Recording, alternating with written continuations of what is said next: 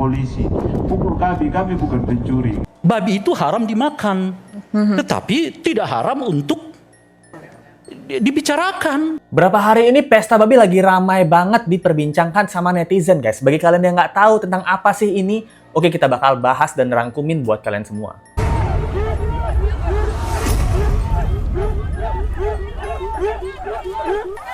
Nah, jadi buat kalian yang nggak tahu ya apa itu pesta babi, ini bukan tentang makan-makan babi, guys, yang bukan yang haram-haram ya, tapi melainkan tentang pembabatan hutan yang terjadi di Papua sana. Di sini Lesku bakal ngerangkumin poin-poin yang bikin kalian ngerti, dan kalau ada kesalahan dari poin-poin Lesku, kalian bisa koreksi atau kalian bisa bantu tambahin di kolom komentar aja ya. Jadi Lesku dapetin fakta-fakta yang dari internet.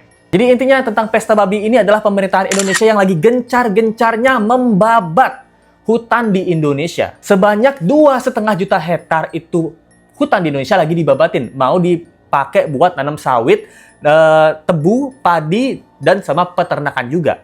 Sebenarnya proyek ini udah jalan dari zamannya Soeharto. Memang beberapa kali itu gagal waktu di zamannya Soeharto, tapi dilanjutin lagi. Waktu zaman SBY, Jokowi, sampai sekarang di zaman Prabowo.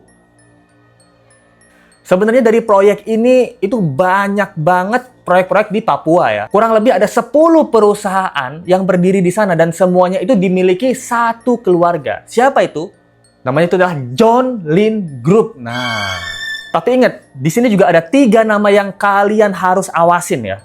Yaitu yang pertama adalah Haji Isam, Van Giono, dan juga Martua Nitorus. John Lin Group adalah perusahaan yang dimiliki Andi Samsudin Arsyad atau yang dikenal dengan Haji Isam. Nah, ini 3 orang penting dalam kasus ini. Nah, ini beberapa fakta yang udah Let's Go kumpulin ya. Salah satunya adalah hutan dan rawa-rawa yang menjadi sumber ekonomi di sana.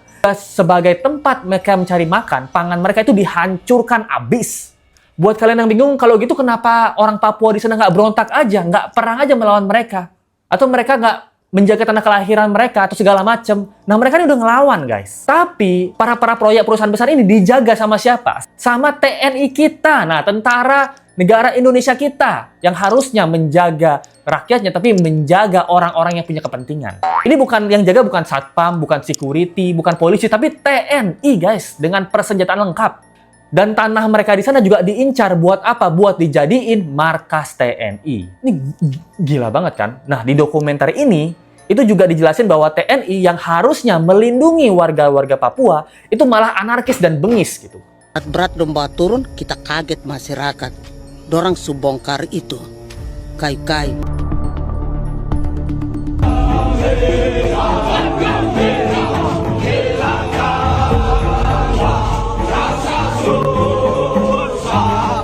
Mereka tuh melakukan hal yang sebaliknya demi melindungi negara dan rakyat. Mereka tuh malah ngebully, mereka malah menganiaya penduduk-penduduk lokal di sana. Bahkan hutan-hutan yang udah digundulin dan dijadikan sawah atas permintaan bos-bos yang serakah itu ditinggalin begitu aja. Jadi alam kita ini sudah rusak. Jadi kita itu biasa jalan dari sini tuh harus pasang jerat di situ, harus cari makan di situ lagi. Itu tempat-tempat itu pasang-pasang jerat, tempat babi, rusa, sekarang sudah tidak ada lagi.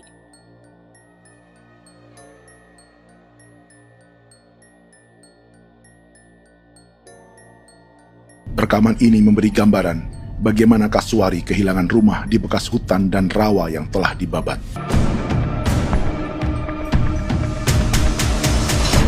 Nah, kalau ini papan nama ini memang ini papan nama ditanam, tapi bukan haknya mereka yang ini. Ini hak kami di sini, hak dusun kami, Marga Kuipalo yang punya hak dusun ini. Dalam artian sebagian besar tanah-tanah di sana yang udah dijadikan sawah itu ditelantarin. Kenapa? Gara-gara orang Papua sendiri itu nggak punya modal untuk ngelola sawah tersebut. Salah satu dari korban ya yang di sana yang ada di dalam pesta babi, dia juga menjelaskan dan cerita kalau sebenarnya dia udah kerja 9 tahun di tanah sawit tersebut. Kamu tahu nggak mereka tuh dibayar berapa? Mereka tuh dibayar 2 juta rupiah.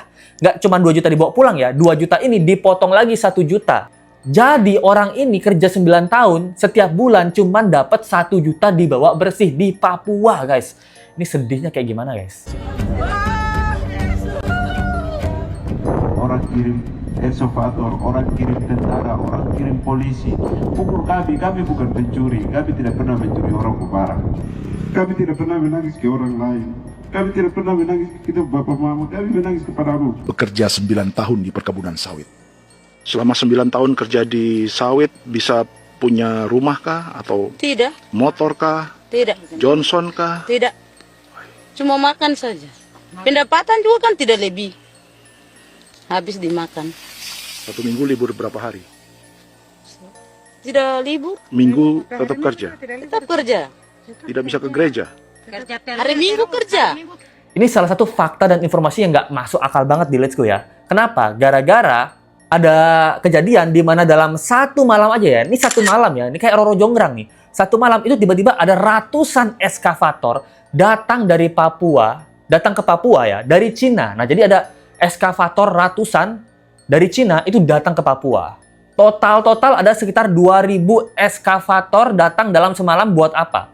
Ini buat menghancurkan hutan-hutan tersebut. Dan lebih gilanya lagi, lebih sintingnya lagi guys, itu manusia-manusia ini ya, itu maksa banget para warga lokal itu ngejual tanah mereka. Harganya 1 hektar 300.000. Marga Kuipalo dari suku Ye terus mendapat teror dan intimidasi agar melepas tanah mereka yang hanya dihargai Rp300.000 per hektar. 300.000 1 hektar guys, gila, ini gila banget sih. Udah serakah ngancurin tempat orang, maksa banget buat beli dengan harga yang nggak masuk akal. Ini sangat-sangat tidak memanusiakan manusia. Kalian tahu nggak para bos ini yang tadi Let's Go sebutin ya, itu kekayaannya berapa? Itu sekitar 20-30 triliun yang tercatat ya, yang ada di internet itu sekitar 30 triliunan. Duit mereka tuh nggak bakal habis 8 turunan dan mereka dapetin duit itu dengan menyiksa. Dengan membuat semena-mena kepada rakyat Indonesia yang memang nggak tahu apa-apa yang di pedalaman Papua yang tanahnya tuh kaya akan sumber daya alam gitu loh, dan mereka mau ambil sebenarnya. Karena ya sekali lagi ya, untuk orang-orang Papua yang di sana ya, warga-warga di sana, tanah mereka itu merupakan sumber kehidupan mereka, sumber ekonomi mereka. Mereka berburu di sana, mereka berladang di sana, mereka cari makan dari tanah sendiri ya. Sumber kehidupan mereka gitu, dan mereka juga menjaga adat-adat istiadat mereka gitu loh. Bayangin ketika kita nonton pesta babi itu tuh dibubarin sama TNI, tapi kelakuan mereka udah lebih parah daripada babi guys. Dari dulu ya Papua ini udah berkontribusi banyak untuk kekayaan dari negeri ini, yang bahkan negara ini ambil kekayaannya dari mereka. Negara kita juga nggak kaya-kaya banget guys. Dan sekarang para otak babi itu juga puas dengan kekayaan yang mereka ambil dari Papua. Mereka mau ambil semuanya. Dengan embel-embel mau investasi, mau buat kekayaan, mau buat lapangan kerja, mau buat sumber pangan, mau buat elektronik. Segala macam itu semuanya bohong dan bullshit menurut Let's Go. Masyarakat adat, kami masih ada. Perusahaan, tolak. Biar asal.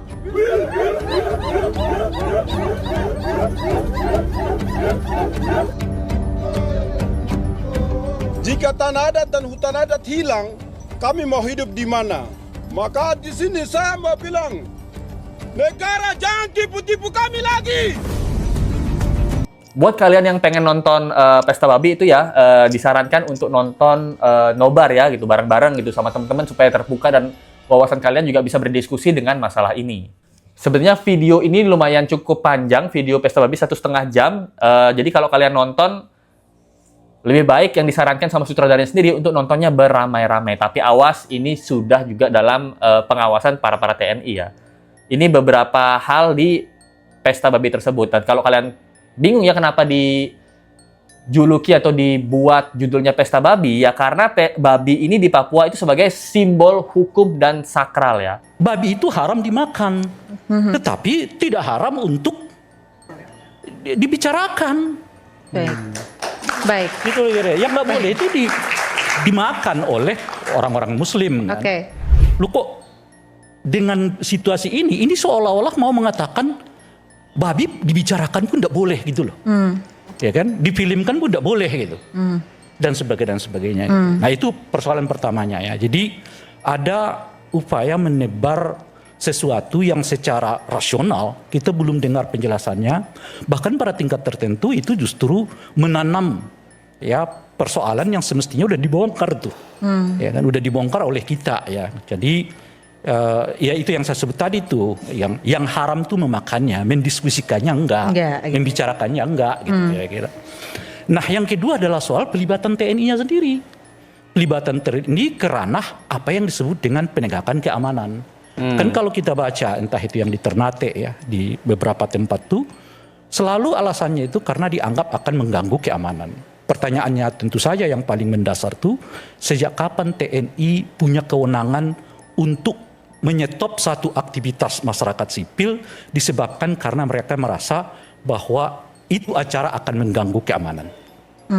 Nah, itu pertanyaan pendasarnya. Nah, di sini juga jadi pembahasan ya. Kenapa? Karena memang judulnya karena pesta babi ya. Beberapa dari netizen itu berpikirnya pesta babi ini tentang ya babi-babi gitu loh. Kan haram, babi itu kan haram memang dimakan ya. Tapi tidak haram untuk dibicarakan. Dan setelah kita tahu sebenarnya pesta babi ini adalah judul untuk memviralkan salah satu kegiatan yang tidak memanusiakan manusia di Papua ini, nah jadinya ini jadi rame guys. Bahkan para anggota TNI aja tidak bisa menjawab apa yang sebenarnya kita tanyakan kepada mereka. Kenapa kalian ini terlalu sensitif dengan orang-orang yang menonton film Pesta Babi ini gitu? Apakah ini terlalu benar atau kalian takut ini terlalu salah? Nah, pertanyaan kita seperti itu kan. Pak, tapi kenapa harus dibubarin sih untuk nonton? Apanya? Kenapa harus Ya, dibubarin? itu kan memang coba saja ditanya yang jelas ya, karena ada pembubaran kan dari pemerintah daerah untuk keamanan wilayah.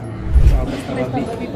Ya, orang mempunyai pendapat ya silakan aja. Tapi saya juga berani bilang bahwa program kami juga banyak.